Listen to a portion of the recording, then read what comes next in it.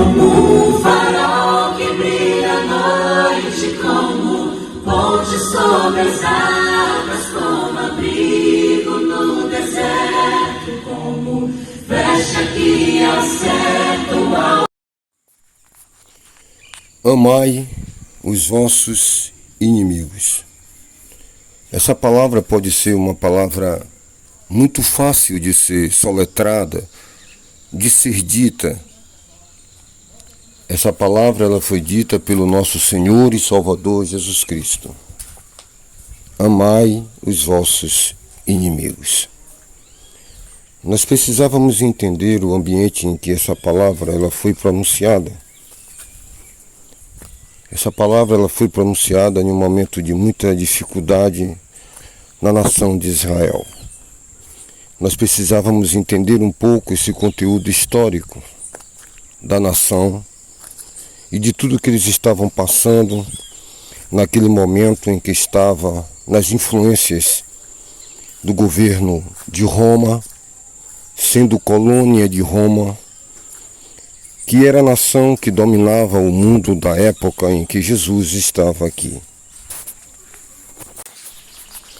Em Bath, na Inglaterra, nas fontes termais que formaram um misto de spa e um santuário romano, há 2000 anos atrás, algumas escavações encontraram uma enorme quantidade de orações.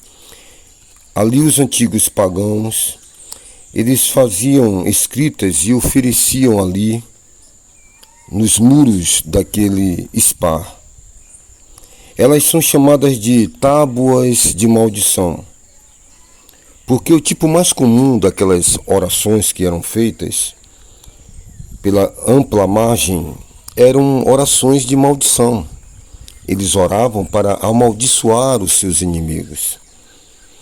As pessoas davam o nome de alguém que lhe tinha feito algum mal e dizia até mesmo qual tinha sido o mal ou o crime. Eles especificavam como queria que os deuses romanos castigassem os seus transgressores.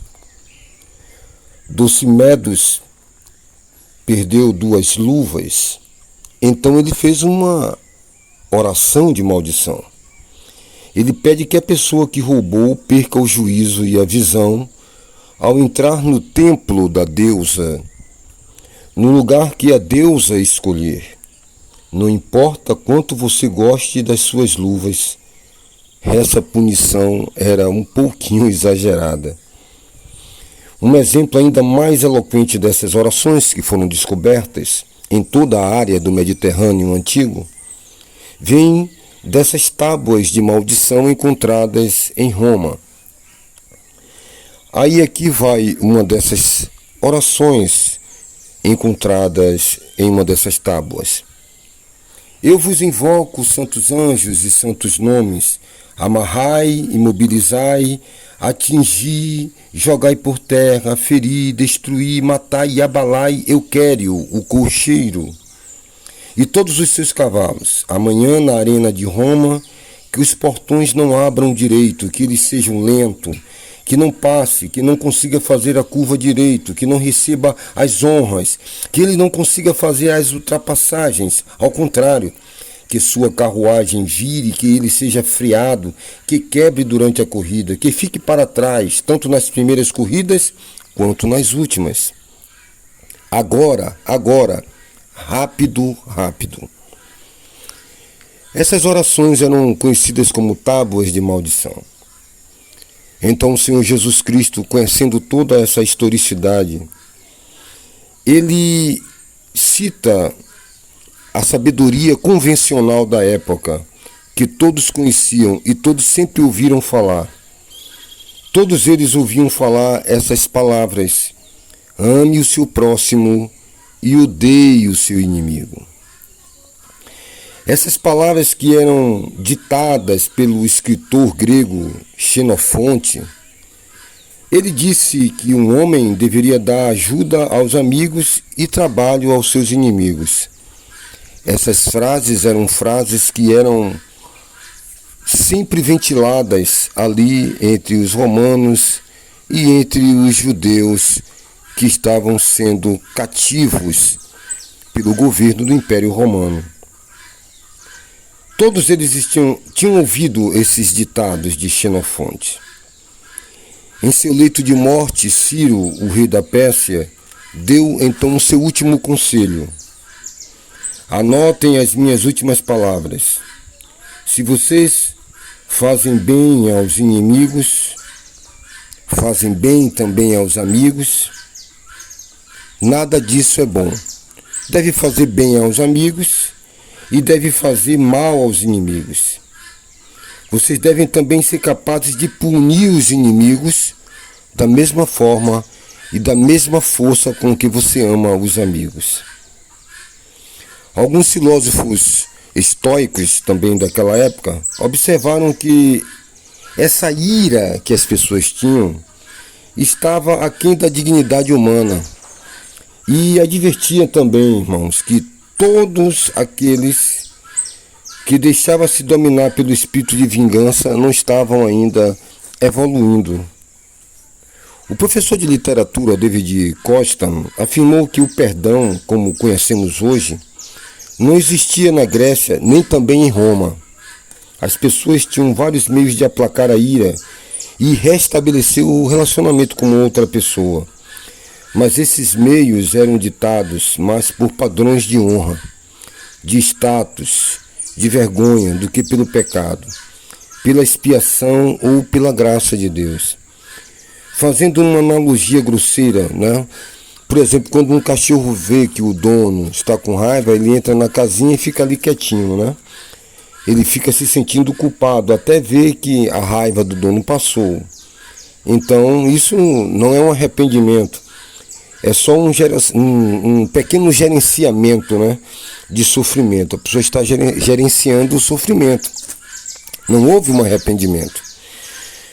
A sabedoria convencional da antiguidade dizia: ajude os seus amigos e castigue os seus inimigos. Uma monografia sobre o assunto recebeu o título singelo de Ajudando os Amigos e Prejudicando os Inimigos. Entretanto, aí aparece o Senhor Jesus dizendo: mas eu lhe digo, amem os seus inimigos e orem por aqueles que os perseguem, para que vocês venham a ter filhos, a ser filhos, né? A que vocês venham se tornar filhos de seu Pai que está nos céus, porque Ele faz raiar o seu sol sobre maus e bons e derrama chuva sobre justos e injustos. Meus amados irmãos, essa era a situação da época.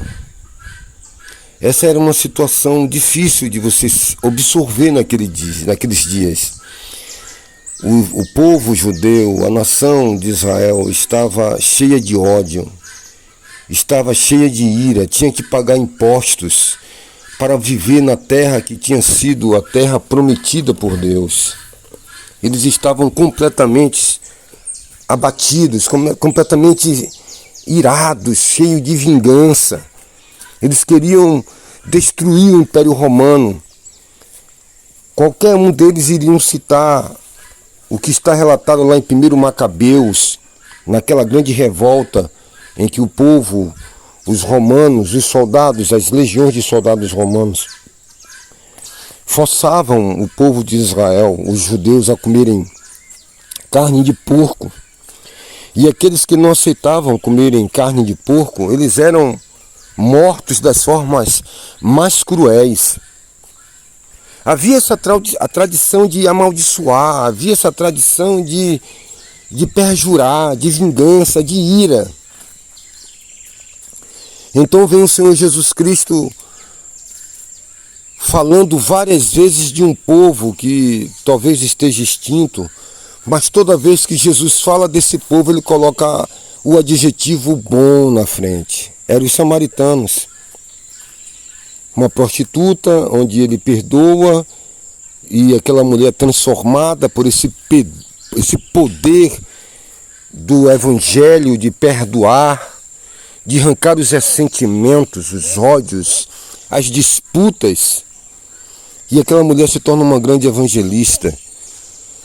Quando vem ali o levita, o sacerdote, o religioso, ele lança uma outra parábola e dizendo que quem acode era esse povo odiado, que tinha causado grandes males à nação de Israel no Antigo Testamento, e era um povo judiado, amaldiçoado, que eram os samaritanos. Em um determinado momento, Jesus está de um lado e ele olha para os seus discípulos e diz: é preciso agora ir para o outro lado. Parece que o outro lado não pertence a nós. Parece que o outro lado é do inimigo. Só existe este lado. Só existe esta possibilidade. E Jesus disse: é preciso ir para o outro lado. É preciso ir para o outro lado do lago. Na primeira multiplicação dos pães foi desse lado do lago. E ele multiplicou pães e sobrou 12 cestos, simbolizando ali as 12 tribos deste evangelho que vem para matar a fome dessas 12 tribos de Israel. Mas agora do outro lado ele faz outra multiplicação de pães às 7 nações de Canaã, que eram nações odiadas, eram nações que não pertenciam ao meu lado, é o outro lado do lago. E Jesus atravessa para o outro lado do lago e multiplica pães lá também. E lá sobra 7 cestos.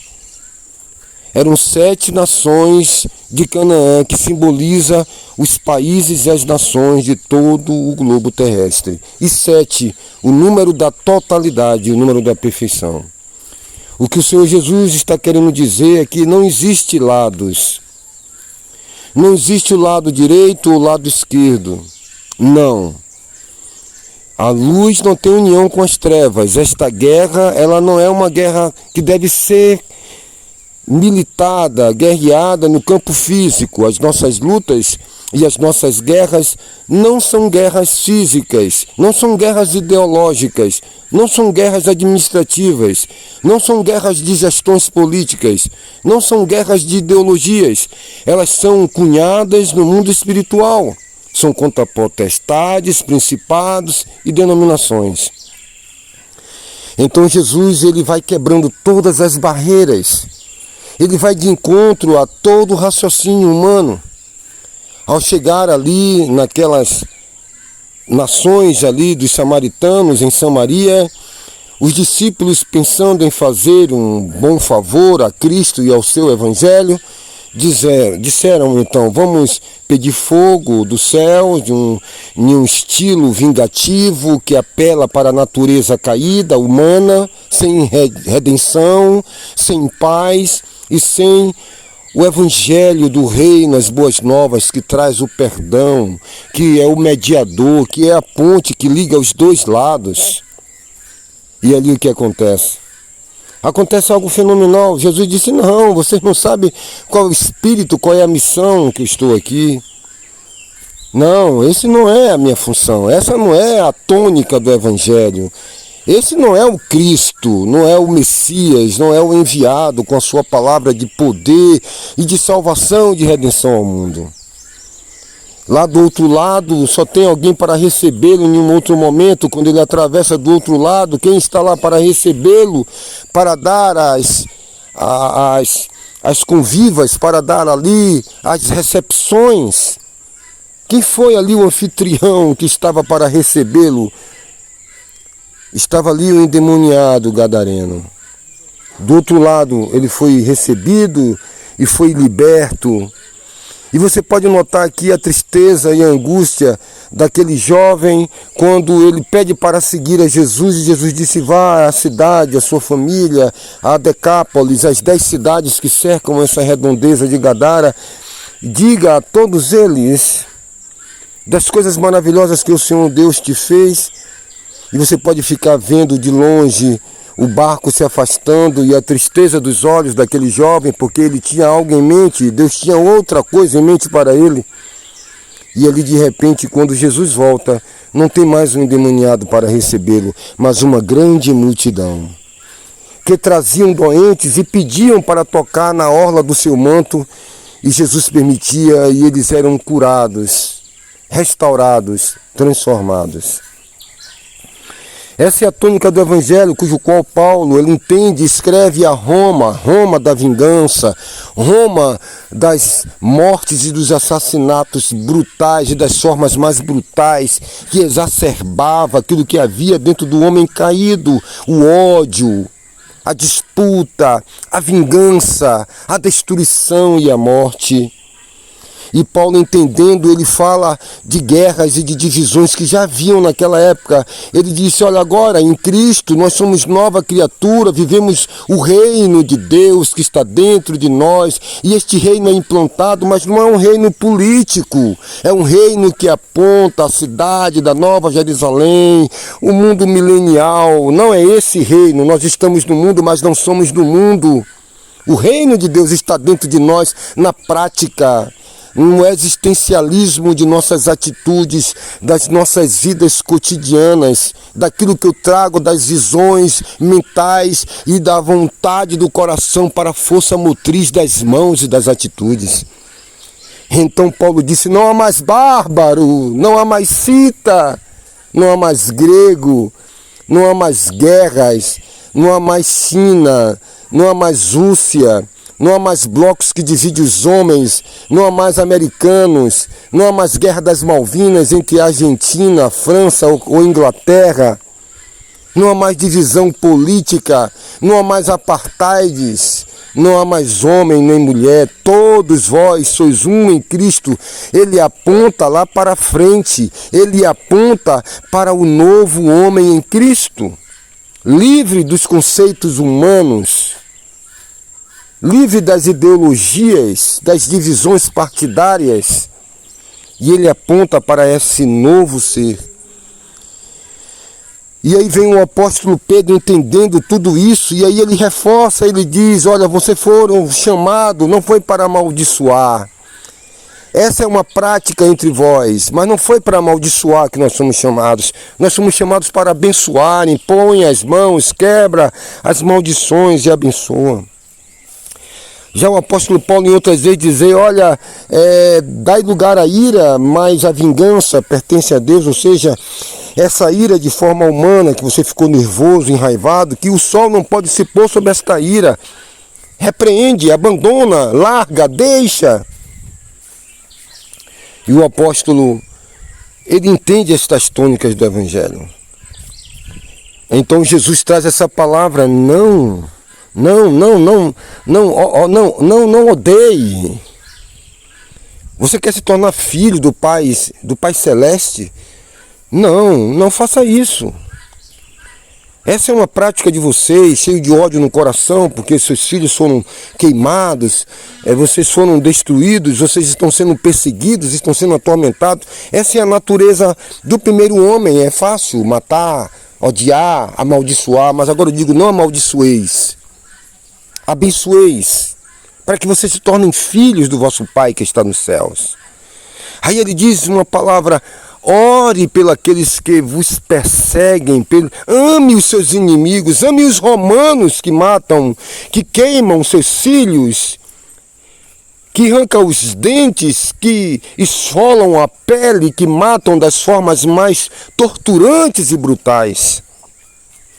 Vivemos de uma sociedade, entre aspas, pacificada, em um país pacificado.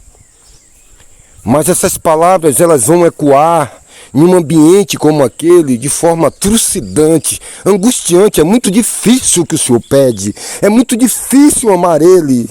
Ele matou meu filho. Essas coisas, irmãos, nós entenderíamos mais, se nós nos buscarmos mais, se nós entender mais as realidades em Cristo, as realidades do Evangelho. O quanto nós devemos estar antenados e buscar essas coisas. Quando o Senhor Jesus Cristo estava no monte orando, os soldados se aproximaram de Jesus. E nessa aproximação, Pedro puxou a espada. E você conhece o que aconteceu. Pedro puxa a espada e ali ele aplica a espada com muita força e desfere um golpe sobre a orelha de um homem chamado Malco. Jesus mandou Pedro guardar a espada, sabemos. Então pegou a orelha de Malco e implantou novamente em sua cabeça. Quem era Malco? Era um soldado que estava cumprindo ordens essas de prender uma pessoa boa, Jesus. Todos sabiam, todos quem? Eles, os discípulos, que há 3 anos estavam ali ouvindo as palavras de Jesus. E por que impetrar tanta violência contra um homem que não produz e não é uma suspeita de um risco para a política e para o poder administrativo de Roma? Muito pelo contrário, um homem que andava pacificando, que andava levando um evangelho de que o povo não devia odiar Roma. E por que Roma agora envia os soldados? Porque o outro lado é o outro lado. E esse lado aqui também precisa entender que Jesus não tem lado. Jesus, ele é o todo, ele não está dividido. Então o que acontece ali? Você vê Jesus pegar ali a orelha de Malco e colocar no lugar. Talvez os discípulos olhando aquilo disseram, deixa ele sangrar até a morte. Porque na verdade ele veio fazer um grande mal. Para que ele trouxe? Está armado até os dentes. E havia alguém ali do lado de Jesus que também estava armado. Estava com uma espada. Você pode imaginar, meu amado, um diálogo mais ou menos assim, de Jesus olhando para Malco e dizendo, eu peço perdão pela atitude de Pedro, meu discípulo. Eu venho trabalhando nele há 3 anos, mas ainda não consegui grande coisa. Sinto pelo que aconteceu com a sua orelha. Já pensou? E Jesus pega a orelha e coloca ali no local adequado em Malco. Então imagine também quando Malco chegou em casa para jantar e a esposa perguntou, como foi seu dia hoje, meu amor? Então Malco responde dizendo, bem, minha orelha foi decepada, mas a coisa mais estranha do mundo aconteceu. O homem que eu fui prender para ser crucificado me curou. Por que será que ele fez isso? Ora, meus amados irmãos, essa pequena história incluída nos 4 evangelhos de Jesus curando a orelha de Malco, um dos grandes escritores, chamado Dale Brunner, diz o seguinte, os inimigos de Jesus não são o único problema que ele tem. Historicamente, o excesso de zelo de alguns dos seus seguidores tem sido um problema igualmente doloroso para ele, por não compreender que tanto esse lado como o outro lado não são lados. Não existe banda A nem banda B. Todos nós somos um em Cristo. Ele é a ponte, ele é o mediador para fazer um só povo. Aconteceu, meus amados irmãos, em muitos momentos da história, muitas coisas. Nós sabemos que Jesus Cristo ele viveu no meio dos seus inimigos. E no final, todos os amigos o abandonaram. Será que dá para você entender isso? Ele viveu no meio dos inimigos e no final os seus amigos o abandonaram. Na cruz ele estava, amados amigos e irmãos, extremamente só, cercado de malfeitores e escarnecedores. Foi para isso que ele veio, para trazer paz aos inimigos de Deus, todos inimigos de Deus. Isso inclui a mim e a você. Por isso o lugar daqueles que seguem a Jesus não é o isolamento de uma clausura, mas sim no meio dos adversários. Essa é a sua comissão, seu trabalho. Ora, meus amados irmãos, o reino de Deus deve estar no meio dos seus inimigos, disse Martinho Lutero.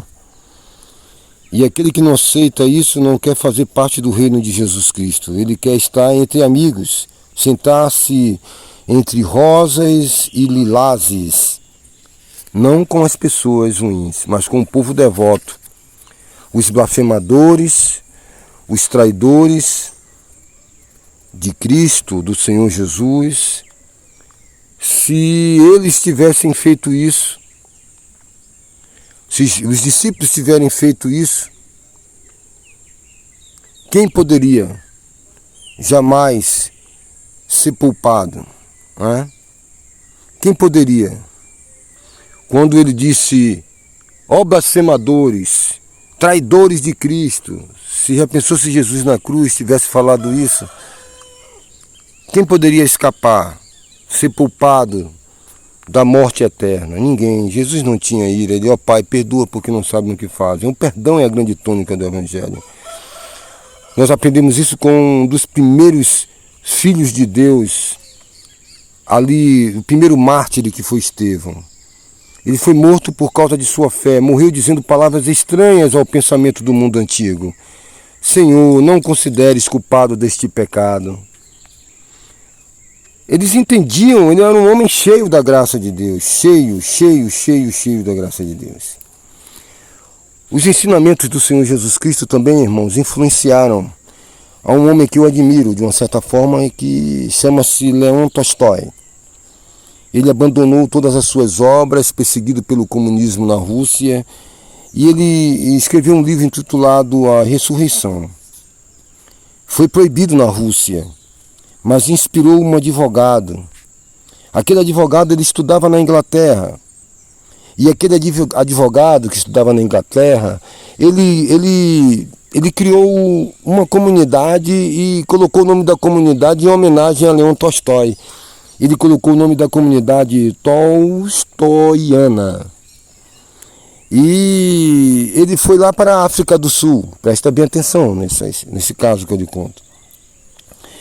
E um dia, Leon Tolstói, ainda vivo, soube desse advogado que fez essa comunidade lá, e Tolstói escreveu para ele uma carta. Essa carta não foi para um membro de sua família, foi a última carta que Leon Tolstói escreveu, e ele sentiu no coração de escrever essa carta para esse advogado que tinha criado essa comunidade lá na África do Sul. E o que é que ele escreveu, Leon Tolstói, na carta? Na carta, ele enaltecia o modo como que Jesus agia. Ele falou de como Jesus perdoava, de como Jesus amava, de como Jesus usava as parábolas, como enaltecia os inimigos, mostrando que existia pessoas boas, como o bom samaritano, entre outras parábolas. E sempre Jesus pautado pelo alto sacrifício e pelo amor por seus inimigos. O nome desse advogado chamava-se Mahatma Gandhi. Ele acabou voltando, amados irmãos, para a Índia e não se converteu ao cristianismo, mas diz a história que ele pregava o Evangelho. Talvez ele não tenha se convertido ao modo religioso das religiões. E ele dizia que se tudo fosse destruído, mas ficasse apenas o sermão da bem-aventurança, o mundo não estaria perdido. E de forma inegável, o movimento nacionalista que ele liderou só podia ser compreendido à luz do Sermão do Monte e do amor ao sofredor que Jesus tanto fez. Meus amados irmãos, quando Martin Luther King ou Charles Colson fundaram movimentos, quando Martin Luther King estava ali sem conseguir falar, no seu sermão, ele tinha preparado um texto e atrás dele estava sentado Mahalia Jackson. Ela estava sentada e de repente, quando falhou a voz de Martin Luther King, ele emocionado, Mahalia Jackson disse de voz baixa para Martin Luther King: conte a eles o sonho. E esse, sem sombra de dúvida, eu tenho um sonho, onde Martin Luther King foi de Amós até o profeta Isaías, dizendo que chegará um dia em que os filhos de Deus não serão mais julgados pela cor da pele, mas sim pelo seu caráter. Hoje eu tenho um sonho de que todo vale será levantado e toda montanha será aplanada, e a glória de Deus será revelada, e toda a carne unida verá isso acontecer. Meus amados irmãos, há uma história de uma mãe nos Estados Unidos. Ela, serva do Senhor, teve seu filho assassinado por um homem. Ela queria perdoar aquele homem, mas ela não conseguia, e aquilo incomodava ela, porque o filho que ela amava, estudava, e foi assassinado, mas ela viveu anos com aquela dor e um dia ela foi até o presídio e pediu ao diretor que queria ficar de frente com aquele jovem. Ela foi com uma amiga e aquela amiga incentivou ela quando ela disse: eu não pensava que ia ser tão difícil, mas meus pés estão pesados quando eu estou nesse corredor, eu estou indo em direção ao homem, ao jovem, que agora é um homem, que matou meu filho. E de repente ela estava muito amargurada, porque a igreja não ajudou muito ela. Disse que ela tinha sido culpada após a morte do filho. Mas ela não se importou, ela continuou com Cristo. E a amiga foi com Mari até aquele jovem, abraçou ele, mas mesmo assim não conseguiu liberar perdão. Houve um momento crucial, então, que um dia ela teve um sonho de duas mulheres que se encontraram no céu. E de repente aquelas duas mulheres que se encontravam no céu, elas olharam uma para a outra e uma quis saber da história da outra. Tudo bem, eu estou aqui no céu e você também é uma mãe. E aí de repente uma daquelas mulheres chorando muito, ao ver aquela mulher chorando, ela também lembrou do seu filho que tinha sido morto e começou a chorar também. E de repente uma daquelas mulheres olhou e viu que aquela mulher estava com uma coroa na cabeça, então ela percebeu que aquela mulher seria Maria. Então uma olhou para a outra e disse assim: se eu pudesse, eu teria morrido na cruz em lugar do meu filho. Então ela disse: então você é Maria. O seu filho morreu na cruz, seu filho é Jesus. E então a Maria perguntou: e você? Por que você está chorando?